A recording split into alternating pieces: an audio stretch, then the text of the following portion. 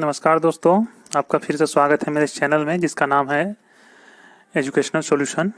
इस वीडियो में मैं इंग्लिश ग्रामर के छोटे छोटे सॉल्यूशन को आपके सामने प्रस्तुत करता हूं। तो आज का मेरा टॉपिक है प्रेजेंट परफेक्ट कंटिन्यूअस टेंस। दोस्तों, पिछले 3 वीडियो में मैंने आपको प्रेजेंट के 3 भेद, present indefinite tense, present continuous tense, present perfect tense के बारे में बताया। आज प्रेजेंट टेंस का चौथा भेद, प्रेजेंट परफेक्ट कंटिन्यूअस टेंस के बारे में बताने जा रहा हूँ। दोस्तों, आज के जीवन में टेंस का बहुत ही बड़ा योगदान है। आप सही से इंग्लिश लिखना चाहते हैं, बोलना चाहते हैं, पढ़ना चाहते हैं, तो आपको टेंस की जानकारी जरूरी है।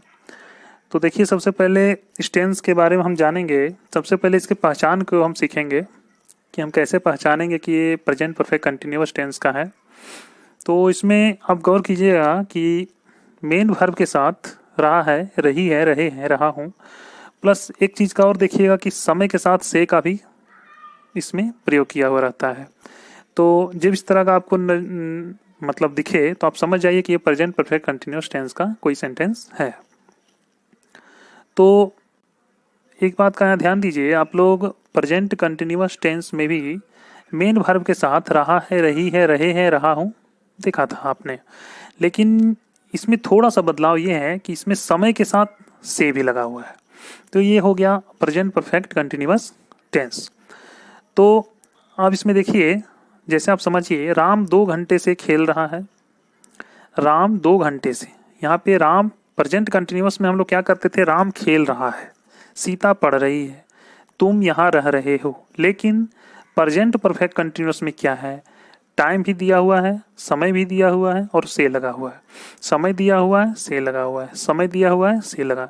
इस तरह से हम इसमें देखते हैं कि प्रेजेंट परफेक्ट कंटिन्यूअस टेंस में आप देखिएगा कि रहा रही तो ठीक है, वो रहेगा ही, प्लस सिंस या फोर इसका इसमें आपको प्रयोग करना होगा, क्योंकि वो से के लिए।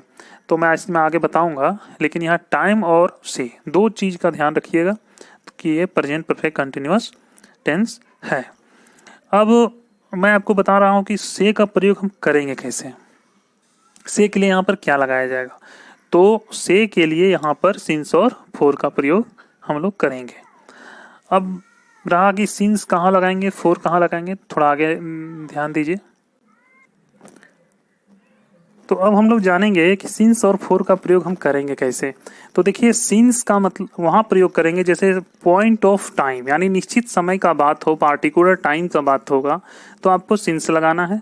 ऐसे तो आपको फोर लगाना है, ड्यूरेशन ऑफ टाइम, समय की अवधि, कब से अवधि वो नहीं, समय की अवधि, तो आपको फोर लगाना है। कुछ एग्जाम्पल आपके सामने है, देखिए थोड़ा सा। सिंस 4 AM, 4 PM, 4 o'clock, यहाँ पे देखिए सारा समय जो है वो कन्फर्म है, मतलब निश्चित है। सिंस 1980, 2004, 2020, मतलब ये निश्चित समय का बात किया जा रहा है। इसी तरह से since Monday, Tuesday, Wednesday, Thursday, Friday, Saturday वगैरह वगैरह पूरा भी आप लिख सकते हैं। सिंस मॉर्निंग, इवनिंग, नाइट, ठीक है। Since childhood, birth, since that day. That day का मतलब वो उस दिन, यानी किसी पार्टिकुलर डे की बात की जा रही है, कि आपको उस दिन की बात किया जा रहा है। तो यहाँ आपने समझा कि सिंस का प्रयोग हम वैसे जगहों पे करेंगे जो मेरा से के साथ जो टाइम दिया है वो टाइम कोई निश्चित टाइम हो, तो आपको वहाँ पे सिंस का प्रयोग करना है। अब आपको मैं बताने जा रहा हूँ फोर का प्रयोग हम कहाँ करेंगे। हाँ, तो यहाँ ध्यान देने वाली बात ये है कि हम फोर का प्रयोग करेंगे कैसे। जैसे 4, 2 second, 2 minute, 2 hour, 2 days, 2 month, 2 years, मतलब कोई निश्चित समय नहीं है, 2 घंटे से, 2 दिन से, 2 महीने से, 2 वर्ष से, 2 शताब्दी से। तो इस तरह से कोई निश्चित समय हमको पता नहीं चल रहा है। फॉर ए लॉन्ग टाइम, लंबे समय से, तो यहाँ पे कितने समय से, किस वजह से, ये सब हमको पता नहीं चल रहा है। तो यहाँ पे आपको फोर का प्रयोग करना है। फॉर ए व्हाइल, कुछ देर से, कितनी देर से, वो सब यहाँ पे नहीं है, इसलिए निश्चित समय नहीं है, इसलिए आपको फोर का प्रयोग करना है। फॉर मेनी डेज, कई दिनों से, कई घंटों से, कई वर्षों से। ऐसे ही आपको देखना है कि अगर समय निश्चित नहीं है तो आपको फोर का प्रयोग करना है, और अगर समय निश्चित रहेगा तो आपको सिंस का प्रयोग करना है। अब हम सीखेंगे कि हम इसको ट्रांसलेट कैसे करेंगे। तो देखिए, अब ट्रांसलेशन हम कैसे करते हैं। तो यहाँ पे हम देखेंगे सबसे पहले एफर्मेटिव सेंटेंस के बारे में हम जानेंगे, सकारात्मक वाक्य। अब रहा बात की सकारात्मक वाक्य हम किसे कहते हैं, ऐसा वाक्य जिसमें नहीं का प्रयोग ना नहीं रहे और कोई क्या या प्रश्नवाचक शब्द नहीं रहता, उसको हम लोग एफर्मेटिव सेंटेंस या हिंदी में सकारात्मक वाक्य कहते हैं। अब इसको हम एक फॉर्मूला कैसे समझेंगे कि कैसे ट्रांसलेट करेंगे। सबसे पहले आपको सब्जेक्ट का प्रयोग करना है, उसके बाद हैज बीन या हैव बीन, उसके बाद वर्ब वन में आईएनजी लगाना है प्लस ऑब्जेक्ट, उसके बाद सिंस या फॉर और फिर टाइम। सिंस या फॉर का प्रयोग कैसे होगा मैंने आपको बताया पहले, आप उसी हिसाब से आप सिंस या फॉर लगा लीजिएगा, उसके बाद टाइम लगाइएगा। अब देखिए नोट में ध्यान देने वाली बात, एक बहुत महत्वपूर्ण बात है, थर्ड पर्सन सिंगुलर में हैज बीन लगाना है, बाकी सभी सब्जेक्ट के साथ हैव बीन लगाना है। तो अब थर्ड पर्सन सिंगुलर नंबर हम लोग किसे कहते हैं, मैंने पिछले वीडियो में पर्सन के बारे में बताया था, first person, second person, third person, singular, plural. तो आप मेरे वीडियो को देखिए तो आपको पर्सन समझ में आ जाएगा। तो थर्ड पर्सन सिंगुलर के साथ हैज बीन का प्रयोग हम करेंगे, बाकी सभी सब्जेक्ट्स के साथ हैव बीन। तो अब देखने वाली बात है, एक उदाहरण से समझते हैं कि राम खेल रहा है। देखिए आप प्रेजेंट कंटिन्यूअस में रहा रही देखे थे, तो हम कैसे ट्रांसलेट किए थे, राम इज प्लेइंग, लेकिन यहाँ राम खेल रहा है लेकिन से के साथ टाइम दिया है, तो आप उसको कैसे बनाइएगा, Ram has been playing, Ram has been playing. सबसे पहले आपको सब्जेक्ट लिखना था, देखिए ध्यान से थोड़ा सा, सबसे पहले आपको सब्जेक्ट लिखना था, तो सब्जेक्ट मैंने सबसे पहले राम लिख लिया है, ठीक है। उसके बाद हैज बीन और हैव बीन, दो में से कोई एक लगाना है।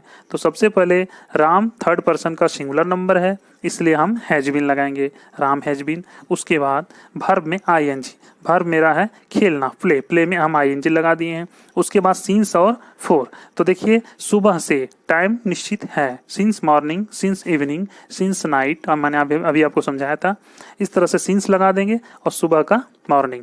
तो ये है आपका एफर्मेटिव सेंटेंस। एफर्मेटिव सेंटेंस में अब आपको कोई दिक्कत नहीं होना चाहिए, इस फॉर्मूला को आप याद रखिएगा, आपको कहीं भी कोई परेशानी नहीं होगी। साथ ही साथ मैं आपको फिर से कहूँगा कि आप मेरे पर्सन वाले वीडियो को जरूर देखिएगा, उसमें आपको पर्सन समझ में आ जाएगा कि थर्ड पर्सन सिंगुलर कहने का क्या मतलब है। तो थर्ड पर्सन का सिंगुलर किसे कहते हैं, जैसे ही, सी, इट, नेम और सिंगुलर नंबर, तो ये सब थर्ड पर्सन में आता है, ठीक है।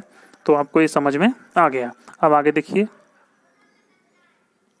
तो ठीक है। अब यहाँ देखिए निगेटिव सेंटेंस आप कैसे बनाएंगे। निगेटिव सेंटेंस यानी नकारात्मक वाक्य। नकारात्मक वाक्य किसे कहते हैं, जिस वाक्य में नहीं का प्रयोग रहता है। जैसे आप देख रहे हैं वह 2 घंटे से नहीं पढ़ रहा है, यहाँ पे नहीं का शब्द है, इसलिए इसको हम निगेटिव सेंटेंस कहेंगे। इसका बनाने का फॉर्मूला है, सबसे पहले सब्जेक्ट लगाएंगे, उसके बाद has not been, have not been, वहाँ पर अभी हैज बीन हम लगाते थे, अब क्या करेंगे, हैज और बीन के बीच में नॉट दे देना है, हैव और बीन के बीच में नॉट दे देना है। उसके बाद हम लोग क्या करेंगे, वर्ब में आईएनजी जैसे हम लगाते थे एफर्मेटिव में उसी की तरह लगाएंगे, ऑब्जेक्ट सिंस या फॉर प्लस टाइम। अब देखिए वह 2 घंटे से नहीं पढ़ रहा है, तो वह का हो गया ही, उसके बाद हैज बीन के बीच में नॉट लगा दिया, यानी has not been reading for 2 hours, 2 घंटे से, समय निश्चित नहीं है इसलिए यहाँ पर हम फॉर 2 आवर्स लगाएंगे। अब राम सुबह से नहीं खेल रहा है, तो Ram has not been playing since morning, morning समय निश्चित है इसलिए यहाँ पर हम मॉर्निंग में सिंस लगाए हैं। इस तरह से आप देख लिए फ्रेंड्स कि नेगेटिव सेंटेंस कैसे बनता है। अब हम आपको इंट्रोगेटिव सेंटेंस बता रहे हैं। हाँ तो फ्रेंड्स हम लोग इंट्रोगेटिव सेंटेंस के बारे में जानेंगे, प्रश्नवाचक वाक्य जिसमें क्या, क्यों, मतलब क्या रहता है उसको हम प्रश्नवाचक वाक्य कहते हैं। तो उसमें करना आपको क्या है कि हैज और हैव को आगे कर देना है, उसके बाद सब्जेक्ट का प्रयोग करना, उसके बाद बीन, फिर वर्ब में आईएनजी, फिर ऑब्जेक्ट और सिंस फॉर लगाना है। जैसा टाइम रहेगा निश्चित रहेगा तो सिंस लगाइएगा, निश्चित नहीं रहेगा तो फॉर लगाइएगा। उसके बाद समय देना, जैसे कि क्या राम सुबह से पढ़ रहा है, तो यहाँ पर हम देख रहे हैं कि समय निश्चित है इसलिए सबसे पहले इसमें सिंस हम लगाएंगे। उसके बाद हैज पहले लगा देना है, फिर Ram been playing since morning. उसके बाद एक देखिएगा WH वर्ड का प्रयोग भी रहता है। WH वर्ड किसे कहते हैं, जैसे क्यों, कहाँ, कैसे, कब, ये सब WH फैमिली के अंतर्गत आता है। अब समझिए राम सुबह से क्यों नहीं पढ़ रहा है, तो सबसे पहले क्या कीजिएगा, WH वर्ड को ही आगे लाना है, क्यों, वाई, WHY, वाई। उसके बाद हैज या हैव का प्रयोग करेंगे, उसके बाद राम, फिर बीन, फिर वर्ब में आईएनजी रीडिंग, और सुबह से यानी समय निश्चित है मॉर्निंग इसलिए हम सिंस लगाएं। तो ये मेरा हो गया इंट्रोगेटिव सेंटेंस। तो आपको अब समझने में कोई दिक्कत नहीं है कि प्रेजेंट परफेक्ट कंटिन्यूअस टेंस किसे कहते हैं।